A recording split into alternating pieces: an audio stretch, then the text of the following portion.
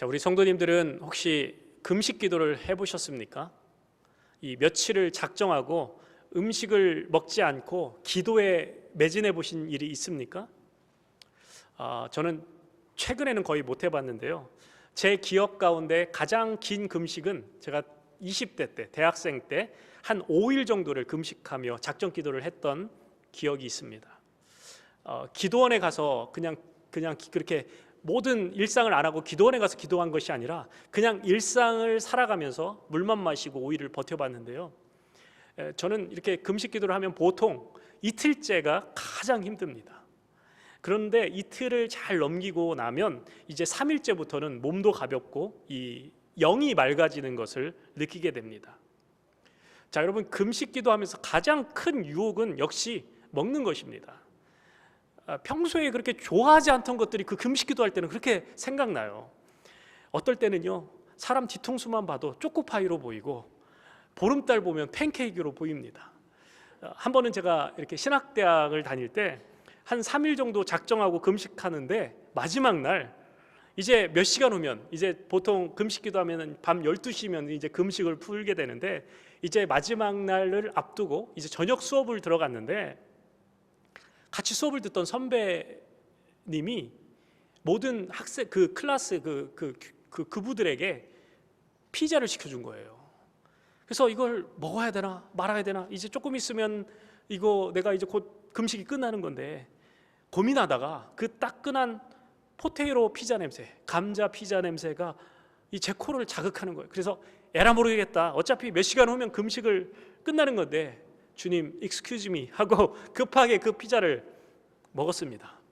어떻게 되었을까요? 제가 급체를 해가지고 3일 금식을 더 연장했던 기억이 있습니다. 그때는 금식이 아니라 굼식이었습니다. 여러분, 금식도 힘들지만 사실 금식 후에는 보식 과정이 있어야 되는데 그 보식 과정이 더 힘들 때가 있습니다. 왜냐하면 그때는 음식을 절제해서 먹어야 되기 때문입니다. 자, 오늘 본문은요, 예수님께서 마귀에게 시험을 받으시는 장면입니다.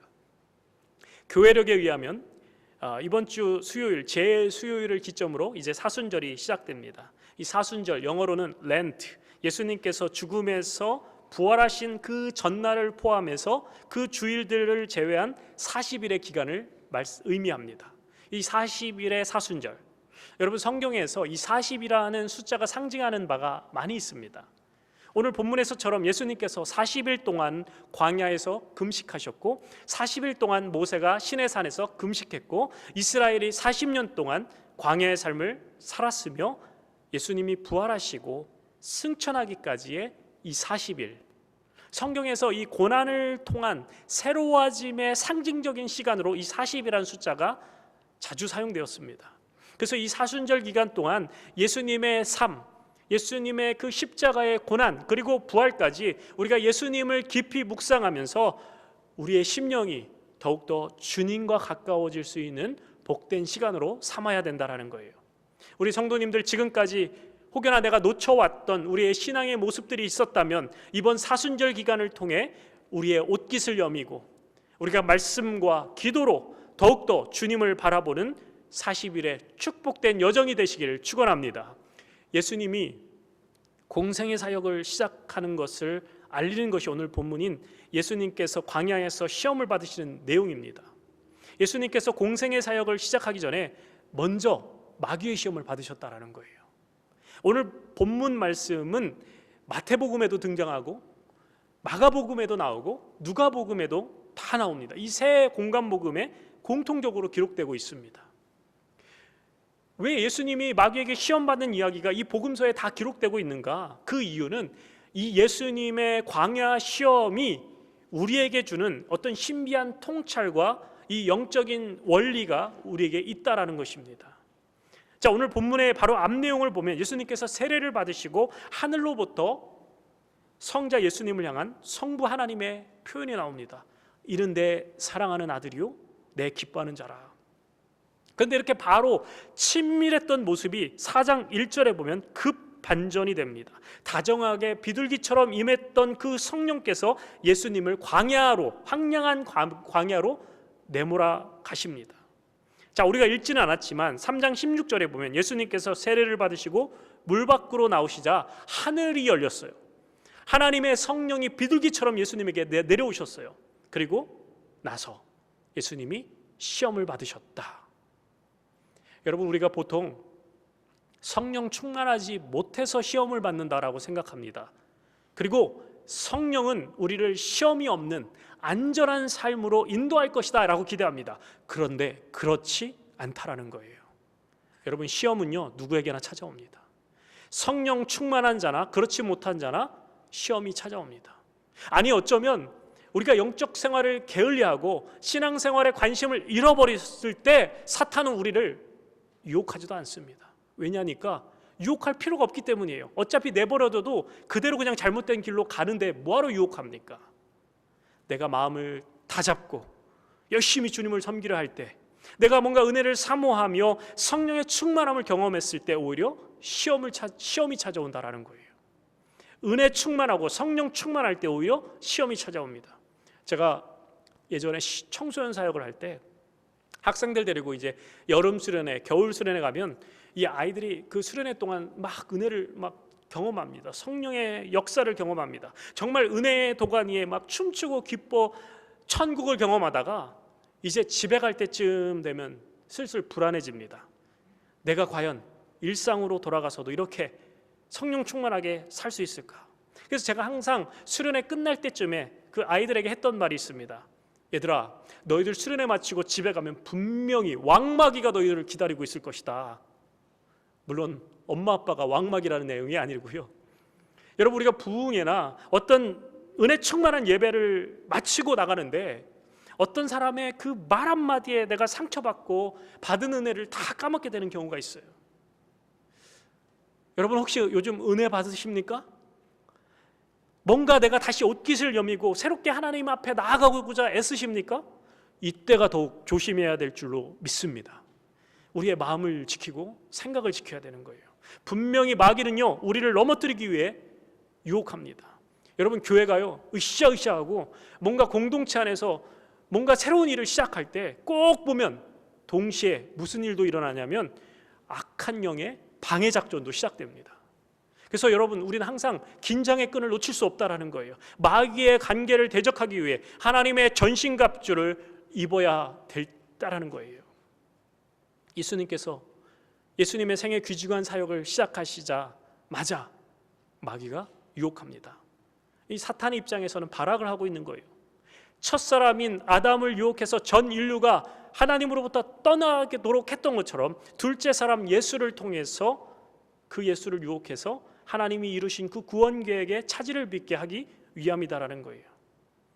여러분, 마귀가 예수님도 넘어뜨리려고 수작을 부리는데 하물며 우리가 아무리 오랜 세월 동안 신앙생활을 했다 하더라도 마귀가 우리를 그냥 둘 이유가 없다라는 거예요. 그래서 바울은요 고린도전서 10장 12절을 통해 이렇게 말씀합니다. 같이 한번 읽어볼까요? 시작. 그런즉 선줄로 생각하는 자는 넘어질까 조심하라. 우리가 은혜를 받았을 때, 성령 충만함을 입었을 때 우리는 더더욱 영적으로 민감하고 겸손히 하나님 앞에 엎드려야 된다라는 것입니다. 겸손히 우리 주님의 도우심을 구하고 우리 예수님께서 마귀의 유혹을 이기셨던 것처럼 우리도 예수의 이름으로 마귀의 유혹에 큰 이김을 얻을 수 있는 줄로 믿습니다. 오늘 1절 말씀 보면 좀 의아한 말씀이 나오죠. 시험은 마귀에게 받았지만 그 시험을 받도록 이끄시는 분은 누구셨어요? 바로 성령님이시다. 왜 성령께서 예수님의 공생의 사역 전에 시험을 받도록 하셨을까? 그 이유는 예수님께서 공생의 사역 처음부터 마귀를 이기셔야 하나님 나라가 이루어지기 때문입니다. 누가복음 9장 27절 말씀 같이 한번 읽어봅니다. 시작. 내가 참으로 너희에게 이르노니 여기 섰는 사람 중에 죽기 전에 하나님의 나라가 권능으로 임하는 것을 볼 자들도 있느니라. 여러분, 여기서 권능이란 단어, 이 권능, 능력은 헬라어로 드나미스입니다. 한번 따라서 해볼까요? 드나미스. 여러분, 드나미스에서 다이나마이트라는 단어가 나왔는데요. 이 다이나마이트가 터질 때 지각 변동을 가져오잖아요. 터널을 만들 때 이 다이너마이트를 터뜨립니다. 댐을 만들고 기존의 건물을 다이너마이트로 무너뜨립니다. 그러니까 하나님의 나라가 듀나미스로 임할 때 어둠의 영이 떠나가고 마귀에 눌렸던 영이 자유함을 얻게 되는 줄로 믿습니다. 예수 그리스도의 오심을 통해 하나님 나라는 이미 그렇게 임하였다는 거예요. 그래서 복음서에 보면 예수님께서 나타나는 곳마다 기적이 나타나고 이적이 나타나고 치유가 임하고 회복이 일어나게 된다라는 거예요. 그래서 누가복음 11장 20절에 보면 한번 말씀 보겠습니다. 시작.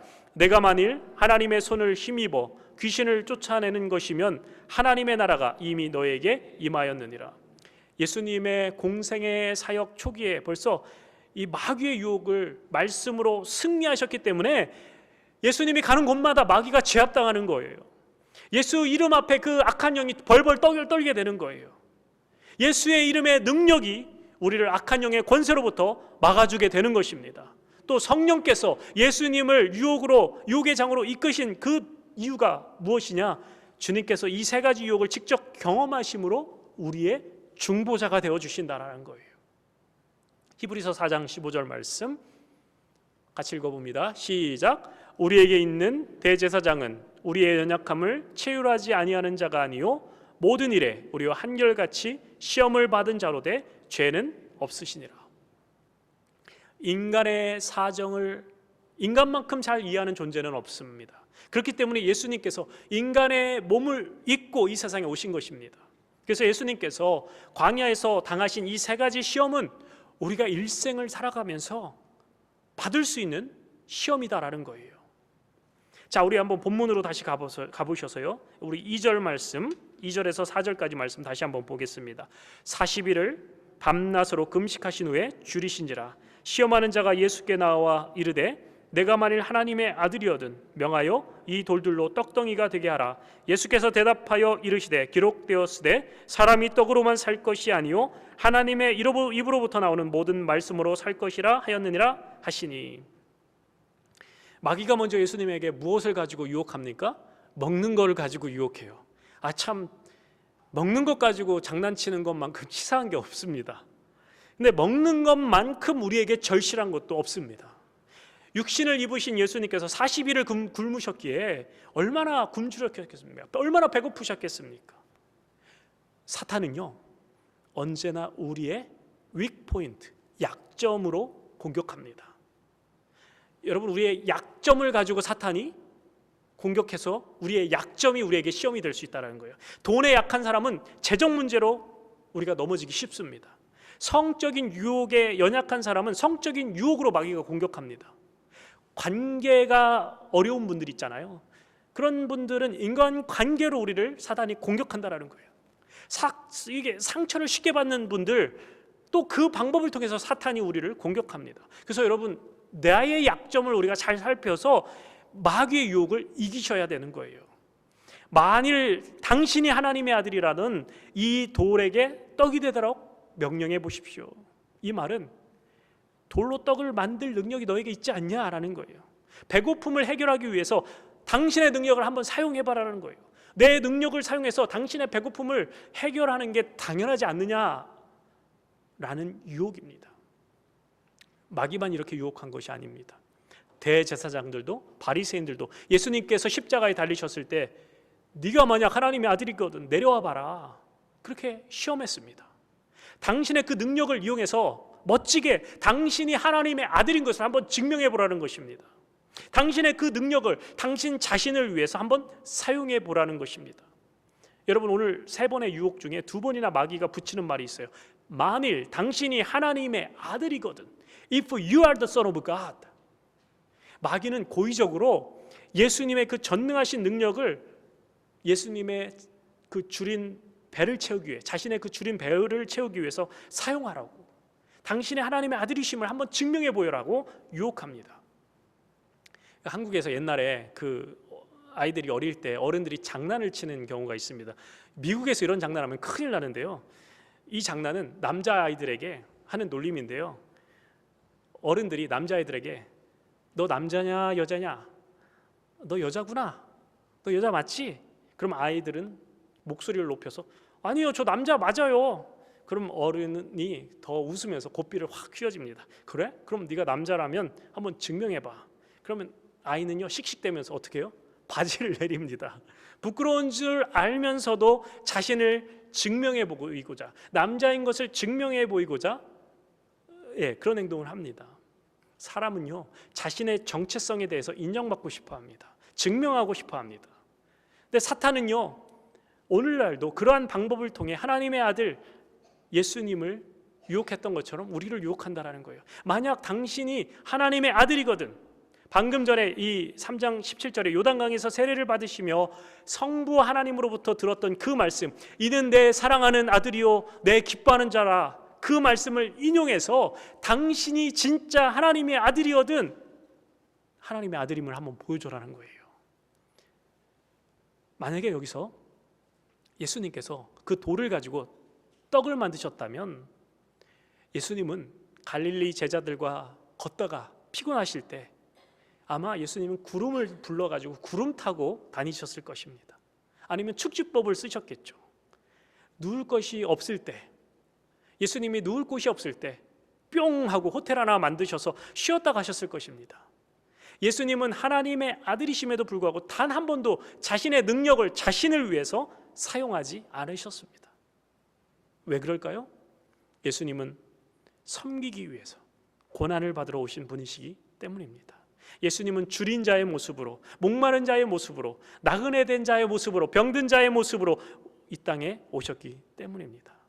어쩌면 이 마귀의 요구에 예수님께서 그런 놀라운 기적을 행하고 돌로 떡을 만들고 성전 꼭대기에서 떨어졌을 때 천사를 통해서 붙잡게 했다라면 마귀는 아마 박수를 치면서 와우, 대단합니다, 진짜 하나님의 아들 맞네요 라고 말하지만 속으로는 너도 별 수 없구나 라고 비웃고 있었을 것입니다. 이 유혹은 오늘을 사는 우리 성도들의 삶에 초대로부터 오늘날에 이르는 교회들에게도 동일하게 던지는 유혹입니다. 네가 하나님의 자녀라고? 그러면 너는 그렇게 초라하게 살면 안 되지 않냐? 네가 하나님의 자녀인데 넌 왜 그런 고난을 받아? 하나님을 섬기는 교회라면, 기독교라면 세상의 힘과 권력을 가져야 하지 않겠느냐라는 거예요.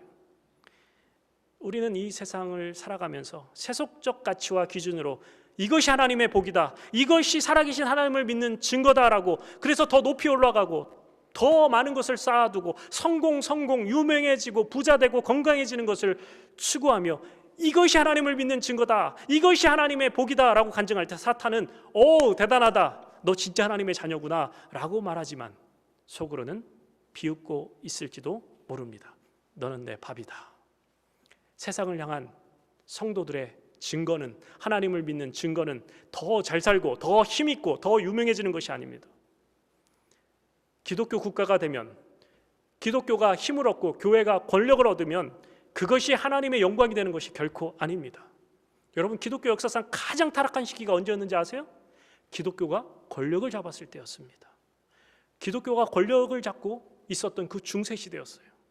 오히려 교회는요 핍박을 받으면서 교회의 순수성을 지켜왔습니다.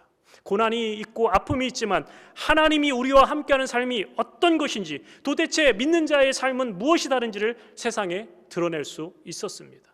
믿는 자로서 희생이 무엇인지, 섬김이 무엇인지, 사랑이 무엇인지, 그리스도를 따르는 고난이 무엇인지를 삶으로 보여주는 게 하나님을 믿는 자들의 증거다라는 거예요. 힘이 아닙니다. 세상의 권세가 아닙니다. 만약에 그것이 하나님을 믿는 증거였다면 예수님은요 로마 황제로 오셨어야 됩니다. 만약에 그랬다면 예수님이 십자가를 지실 이유가 없었습니다. 기독교의 방법은 그런 것이 아닙니다. 예수님께서 이렇게 유혹하는 마귀를 신명기 8장의 말씀처럼 사람이 떡으로 살 것이 아니요 하나님의 입으로 나오는 모든 말씀으로 살 것이다, 이 말씀으로 마귀의 유혹을 물리치십니다. 여기서 말하는 말씀은 누구를 의미합니까? 바로 예수 그리스도를 가리킵니다. 내가 하늘로부터 내려온 생명의 떡이다, 나를 먹어야 산다, 내가 생명의 떡이다. 오늘도 이따가 우리가 성찬식을 할 텐데 우리가 예수님을 먹는 거예요. 생명의 떡이신 예수님을 먹는 거예요. 여러분, 복음이 무엇입니까? 바로 예수 그리스도, 생명, 그 복음이 우리의 생명입니다. 예수가 바로 떡입니다. 두 번째 시험을 보면 마귀도 예수님을 시험하는 데 있어서 시편 말씀을 인용합니다. 우리 6절 말씀 한번 읽어볼까요? 6절 시작. 이르되 내가 만일 하나님의 아들이어든 뛰어내리라 기록되었으되 그가 너를 위하여 그의 사자들을 명하리니 그들이 손으로 너를 받들어 발이 돌에 부딪히지 않게 하리로다 하였느니라. 여러분, 어떤 이단들은요 우리보다 더 성경을 많이 알고 또 더 많이 읽습니다. 아니, 아예 줄줄 다 외우고 다니는 이단들도 있습니다. 예수님을 믿지 않았던 유대인들, 바리새인들도 구약을 줄줄 다 꿰었어요. 이단들이 성경을 들이대면서 유혹합니다. 그냥 우리를 무대뽀로 유혹하지 않습니다. 오늘 이 마귀가 인용한 이 말씀은 시편 91편 11절과 12절 말씀입니다. 그가 너를 위하여 그의 천사들을 명령하사 내 모든 길에서 너를 지키게 하심이라. 그들이 그들의 손으로 너를 붙들어 발이 돌에 부딪히지 아니하게 하리로다. 이 말씀은요, 믿음을 지키며 살아가는 의로운 자들을 그 모든 길에서 지켜주셔서 천사들이 그들을 쓰러뜨리지 않게, 넘어지지 않게 돕는다라는 내용입니다. 그런데 마귀는 이 말씀을 비트는 거예요. 왜곡시키는 거예요. 그리고 마치 높은 곳에서 떨어지면 높은 곳에서 뛰어내리는 충동적인 행동을 해도 천사가 와서 지켜줄 거다. 그러니까 뛰어내려라. 예수님에게 유혹하는 거예요. 예수님이 이 사탄의 교묘한 유혹에 대해서 이렇게 대적합니다. 7절 말씀 보면 7절 예수께서 이르시되 또 기록하였으되 주 너의 하나님을 시험하지 말라 하였느니라 하시니. 성경 말씀 왜곡해서 하나님을 시험하지 말라라는 거예요. 여러분, 우리가 말씀에 대하여 온전히 제대로 배우지 않으면 복음 아닌 것들에 의해서, 이건 복음 같은데 복음이 아닌 가짜 복음, 왜곡된 복음, 비진리의 것들에 속을 일들이 너무나 많습니다. 제가 그래서 유튜브 설교 함부로 듣지 말라고 하시는 거예요. 그냥 들었을 땐 괜찮은데 계속해서 그렇게 알고리즘에 의해서 듣다 보면 여러분의 영혼이 피폐해집니다. 파괴됩니다. 말씀을 내 말대로 해석하고 그리고 왜곡하고, 그래서 이단이 나오고 이런 것들에 속아서는 안 된다라는 거예요. 그러기 위해서 여러분 정신 바짝 차리고 말씀 읽고 또 말씀 듣고 말씀 배우는 일에 힘써야 된다라는 거예요. 세 번째 시험은 8절과 9절입니다. 마귀가 또 그를 데리고 지극히 높은 산으로 가서 천하 만국과 그 영광을 보여 이르되 만일 내게 엎드려 경배하면 이 모든 것을 내게 주리라. 마귀는 예수님을 높은 곳으로 데리고 올라가서 천하 만국을 보여줍니다. 그리고 너에게 줄 테니 나에게 경배하라라는 거예요. 고생하지 않아도 됩니다. 굳이 십자가 지지 않으셔도 됩니다. 저에게 절하면 내가 당신에게 모든 영광과 권세를 주겠습니다. 여러분, 오늘 이 예수님이 받으신 세 가지 유혹의 본질은 무엇입니까? 한마디로 고난은 피하고 영광만 취하라는 거예요. 하나님은 십자가의 방법으로 예수 그리스도의 고난과 죽으심이라는 그 대속의 방법으로 우리를 구속하셨습니다. 그것은 우리에게 값없이 주신 은혜의 선물입니다. 거저 주신 은혜의 선물이에요. 그러나 우리는 그 은혜를 값싸게 여기셔서는 안 된다라는 거예요. 구원은 거저 주시는 은혜지만 그 은혜를 주시기 위해서 예수님께서 값비싼 그분의 생명을 던지셨어요. 그렇기 때문에 우리도 복음의 삶을 살아내는 데 엄청난 대가 지불이 필요하다는 거예요. 그래서 예수 믿는 일이 결코 쉽지 않습니다.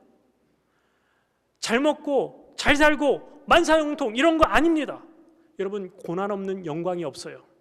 십자가 없는 구원은 없습니다. 죽음 없는 부활 없습니다. 그리스도인들은 주님이 그러하셨던 것처럼 고난 없는 영광을 거부하는 사람들이에요. 그렇기 때문에 어쩌면요, 그리스도인들에게 고난은 당연한 이유가 되는 것입니다. 우리가 하나님의 자녀라는 증거와 표적은 배부름, 재물, 권세, 영광, 능력, 안전, 이것이 아니다라는 거예요. 예수님처럼 우는 자들과 함께 울고 사랑을 할 수 없는 자들을 사랑하고 줄인 자를 위해 내 것 내어주고 고난 중에도 즐거워하며 하나님의 뜻대로 사는 것이 우리가 하나님의 자녀됨의 증거가 되는 줄로 믿습니다. 마귀 유혹에 대해 예수님이 마귀에게 대응하신 대답 세 가지를 종합하면 하나님만 신뢰하라. 따라서 할까요? 하나님만 신뢰하라. 하나님만 바라봐라. 사랑하는 여러분, 우리가 집중해야 될 분은 오직 예수 그리스도인 줄로 믿습니다. 너무나 뻔한 결론 같지만 우리는 예수님에게 집중해야 됩니다. 세상의 유혹, 세상의 시험, 세상의 도전 앞에 우리가 넘어지지 않고 우리의 주님 주신 그 생명을 누릴 수 있는 비결, 오직 in Christ, 그리스도 안에 거하는 삶, 예수님께 집중하는 삶입니다. 그래서 여러분, 사순절이 중요합니다. 이 사순절은요, 우리의 흐트러진 우리의 관심을, 세상에 빼앗겼던 우리의 마음을 우리 주 예수 그리스도께 돌리는 시간입니다.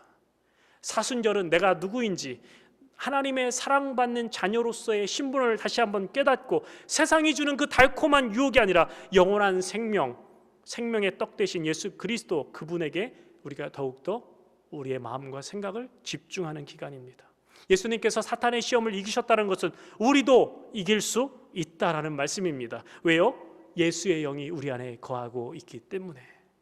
우리의 관심을 이제 세속적인 것들에서 오직 예수께 돌이키는 은혜로운 40일 여정이 되시기를 바랍니다. 오늘 설교 제목이 뭐죠? 성도는 무엇으로 사는가? 많이 들어본 얘기죠? 러시아의 대문호인 톨스토이의 책 사람은 무엇으로 사는가, 거기서 따왔습니다. 거기서 톨스토이의 책에서 사람은 무엇으로 산다라고 결론을 내립니까? 사람은 사랑으로 산다고 결론 내립니다. 성도는 무엇으로 사는가? 배부름, 안전, 권세, 영광이 아닙니다. 그렇다면 성도는 무엇으로 삽니까? 생명의 떡이신 예수 그리스도로 사는 자들인 줄로 믿습니다. 아멘. 40일 동안 우리는 더욱더 예수님을 바라보셔야 돼요. 이번 사순절을 통해서 어떻게 내가 경건하게, 어떻게 더 예수님과 친밀하며 어떻게 예수님에게 더 집중할 수 있을까? 성경 통독을 하셔도 좋고, 아니면 시간을 정해놓고 더 기도에 힘쓰는 것도 좋고, 우리 사랑하는 윤은채 집사님처럼 성경 쓰기를 하는 것도 좋습니다. 무엇이 됐든 여러분 꼭 결단해서 이번 사순절에 여러분이 더욱더 하나님 앞에 가까이 나가는 복된 40일의 여정이 되기를 축원합니다. 그리고 한 가지 더해서 여러분, 예수님의 관심이 어디에 가 있을까요? 잃어버린 영혼들, 복음의 소식을 듣지 못하고 방황하며 죽어가는 영혼들, 그 영혼들, 주님의 관심이 있는 그곳에 우리가 찬양했던 것처럼 아버지의 눈물이 고인 곳에 나의 눈물이 거하길 원합니다. 그래서 부활절, 이번 부활절은 우리가 새 생명 잔치로 하는 거예요. 때를 얻든지 못 얻든지 전도에 힘쓰라.